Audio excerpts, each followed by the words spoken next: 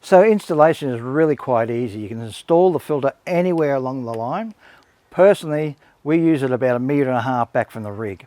As a guide, 1.5 meters, you just need to cut off a bit of the hose there, which is around arm's length apart.